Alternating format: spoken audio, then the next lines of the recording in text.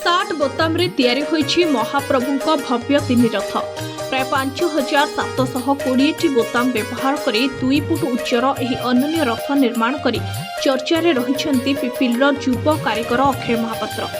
1.5 मासर अक्लांत परिश्रम पर प्रस्तुत एही कलाकृति एबे समस्तଙ୍କ आकर्षणर केन्द्र पलटिछि।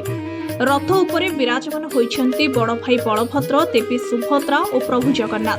प्रथम दृष्टि यह बोताम तैयारी बोली विश्वास करने कष्टकर। अति निखुण कारुकार्य रथर चक, चारमाल, 22 पाहाच, पोटल और पाराभाड़ी पर्यंत सुंदर भावे फुटाई पिपिली दर्जी साहिर युव कारीगर अक्षय महापात्र। এই 2 फुट उच्चर रथ तैयारी प्राय 5720 बोताम व्यवहार होता बेले यहां संपूर्ण करने को 1.5 मासरू अधिक समय लगी। माँ भी यह निर्माण में सहयोग करिसेंति। जगन्नाथ प्रति अगाध भक्ति भावरु सेही रथ निर्माण करी जगन्नाथ प्रेमी भक्त मानक उत्सर्ग करिसेंति।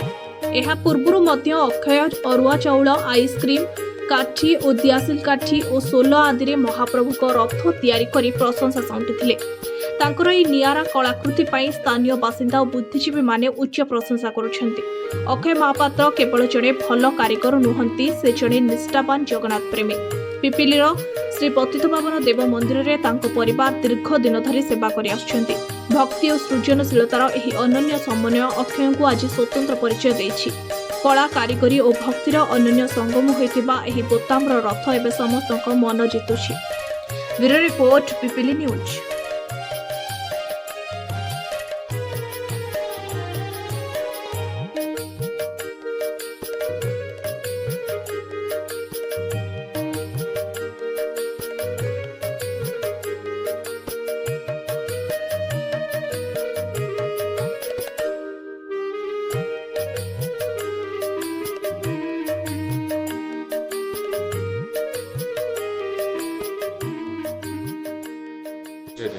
मो ना अक्षय कुमार महापात्र। आज्ञा ये जो आज 7 बोताम रथ निर्माण करमती कौन मन को आसला गोटे ये चिंताधारा?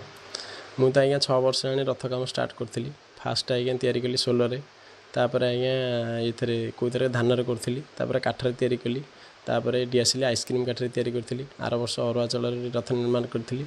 ए वर्ष 60 बोताम रथ निर्माण कर 1.5 फुट उच्चता विशिष्ट होती। 5720 पाखापी बटम लगी।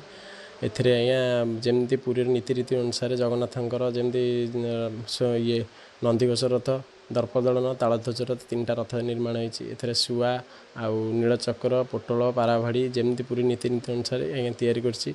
माने प्रति वर्ष एमती रथयात्रा पाखे गले केमती गोटे मन गोटे भावना पलि आसे, रथ करें न करें पलि जगन्नाथ आशीर्वाद नुआ नुआ चिंताधारा पलि आसे। प्रति वर्ष एमती रथ तैयारी करछि। मुझे आज्ञा गोटे ड्रेस दुकान काम कर मत तो समय मिले प्रतिदिन राति एमती मतलब अध घंटा घंटा 2 घंटा एमती समय बाहर करी बसी राति बसी तैयारी करे। मो माँ कि बहुत सहयोग करती। मो पाखे बसता कौटा भूल होगा कौटा ठीक होगा मो माँ बहुत कि करेक्शन करती। ये जिनसा आउ टे कर भल होता। आम तो पिपिली पतदान मंदिर आम सेवायत घर आम घर गजानन भेष जाए प्रति वर्ष एमती जाऊँगी। बाबा गोटे चांदुआ कारीगर, बाबा पर भाई काम कर भाई टू मु शिखी किरा काम एमती समस्ते भल पे आशीर्वाद था एमती आगु आगु जाए। प्रति वर्ष तैयारी करते जगन्नाथ। आज्ञा केते गर्व लागुची जे बहुत गर्व लगुच जिनस जो करुच्ची सबुठी सम्मान सबुठी प्रशंसा मिलूँ। जो भी जुआड़े भी जाऊँगी समस्ते कहते जहाँ तू गोटे भल कारीगर जहाँ भल कर चर्चा पाँच सबुठी पाँच सेटा ही सब भारी खुशी लगे। जगन्नाथ तो मुझे ये कहि समस्त जगन्नाथ भल रखुद, समस्ते भल रुहतु, समस्ते मंगल काम करूँ आती कहि। परिवार बहुत साहाଯ୍य करती, परिवार बहुत सपोर्ट भी करती। बाबा भाई मु जहाँटा भूल कर बाबा भाई की पचारे, भाई भी बेले बेले आसिक कहे चांदा काम कला भी कहे भाई जिनसा भूल है से जिनसा ठीक हो पार था। मत भाई कि बहुत बुझाए। टिकिमिकी कर जो रथ बोताम लगे अरे अति माने बहुत समय लगी आपको? आज्ञा बहुत समय भी 1.5 मास मिनिमम 1.5 मास पाखापाखि समय लगला। जमती पूरी रीति अनुसार 3टा कलर भी मूर्ति होती, ग्रीन रेड होती बलभद्रंकर, कला नाली होती आम देवी सुभद्रांकर, हलदिया नाली होती आम जगन्नाथंकर। जमती पूरी रीति अनुसार पोटल, पाराबाड़ी, चारमाल जमी हवा कथा सेमती कर बहुत परिश्रम भी होती। जहाँ मैंने रथयात्रा पूर्व से कम्प्लीट होती, बहुत खुशी भी लगुच। मनोभाव तो आज्ञा आसला प्रत वर्ष रथयात्रा पाखे हेल्ले तो एमती मनोभाव पड़े जाऊँ कौन गोटे बनई पारि न पारि एमती मनोभाव जगन्नाथ आशीर्वाद एमती भल कि कमटा सक्सेस हो जाए बहुत खुशी भी लगे। ଏ ସାର୍ଟ ଗୋଦାମରେ ତ କରିଛି ଆଉ କେମିତି ଆଉ ସିଏ ବହୁତ ଭଲ ହେଇଛି ସମସ୍ତେ ବି ଭଲ କହୁଛନ୍ତି। ଆଉ ସିଏ ତ ଦୋକାନକୁ ଯାଏ ଦିନ 10ଟାକୁ ଆସେ 10:30 10:30 ଏମିତି ଆସିଲା ପରେ ଖାଇସାରି ସେଠୁ ସିଏ ରଥ ବନେଇବ ମୁଁ ତା ପାଖରେ ବସେ ଆଉ ତାକୁ ଏମିତି ବତାଏ ଏଇଟା ହେଲା ସେଇଟା ହେଲାନି ଏମିତି ସିଏ ସବୁ କରେ। ଜଗନ୍ନାଥଙ୍କର ଆଶୀର୍ବାଦରୁ ତାର ରଥଯାତ୍ରା ପାଖେଇ ଆଇଲେ ତା ମନରେ ଗୋଟେ କ'ଣ ଗୋଟେ ମାନେ ଭାବନା ଆସେ ସିଏ ସବୁ ଗୋଟେ ପ୍ରକାର ବନାଏ ଆଉ ରାତି ଅନିଦ୍ରା ହେଇକି ରାତି ଅନିଦ୍ରା ହେଇ 12ଟା 1 ବେଳେବେଳେ 12:30 ଏମିତି ସବୁ ହୁଏ। ନିଦ ଲାଗିଯାଏ ହଁ ନିଦ ଲାଗିଯାଏ ମୁଁ ପୁରା ପାଖରେ ଜଗି ବସେ କେଉଁଟା ବି ଉଠେଇବାକୁ ଥିଲେ ବୋଉ ଏଇଟା ଭିଡ଼ିଓ କର ତାର ଭିଡ଼ିଓ ବି କରେ। ଆଚ୍ଛା ଆପଣଙ୍କ ବନ୍ଧୁବାନ୍ଧବ ସବୁ କହୁଥିବେ ଯେ ସମସ୍ତେ ବହୁତ ଖୁସି ଆମର ସାଇ ପଡ଼ିଶା ସମସ୍ତେ ବାହାର ଲୋକ ସମସ୍ତେ ସିଏ ବି 3-4 ଜାଗାରେ ସମ୍ମାନିତ ପାଇଲାଣି। ଆଉ ଗତ ବର୍ଷ ଯେଉଁ ଅରୁଣାଚଳରେ ରଥଟା କରିଥିଲା ଆଉ ସେ ରଥ କରିଥିଲା ସମସ୍ତେ ବି ବହୁତ ଖୁସି। ମହାପ୍ରଭୁଙ୍କ ଉଦ୍ଦେଶ୍ୟରେ କ'ଣ କହିବେ ଆପଣ?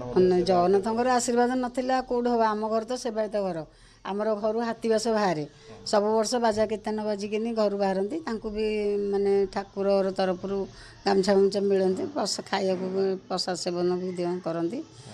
ଆଉ ଏ ବର୍ଷ ତାର ଗୋଟେ ମନରେ ହେଲା ସାର୍ଟ ଗୋଦାମ କରିବାକୁ ମୁଁ ତାକୁ କହିଲି ସାର୍ଟ ଗୋଦାମରେ କରୁଛୁ କାଳେ କିଛି କେଉଁଠି କ'ଣ କିଏ କ'ଣ ବାହାର କରିଦେବ ନାଇଁ କିଛି ହେବନି ସେ କହିଲା। ଆଚ୍ଛା ଆପଣ ଏମିତି ସମର୍ଥନ ଦିଅନ୍ତି ସଦାବେଳେ? ହଁ ମୋର ତ ସଦାବେଳେ ତାପରେ ଆଶୀର୍ବାଦ ଦି ପୁଅଙ୍କ ଉପରେ ମୋର ସବୁବେଳେ ଆଶୀର୍ବାଦ କିନ୍ତୁ ସିଏ ତା ଉପରେ ତ ବହୁତ ଜଗନ୍ନାଥଙ୍କର ଆଶୀର୍ବାଦ ନଥିଲେ କେଉଁ କାମ ହେଇପାରିବନି। ତାଙ୍କ ଆଶୀର୍ବାଦ ଜଗନ୍ନାଥ ସେ ରଥଯାତ୍ରା ପୂର୍ବରୁ ହିଁ ସେ କାମ ସରିଯାଏ ରଥଯାତ୍ରା ପୂର୍ବରୁ କାମ ସରିଯାଉଛି ସେଇଟା ହେଲା ଆଶ୍ଚର୍ଯ୍ୟ କଥା।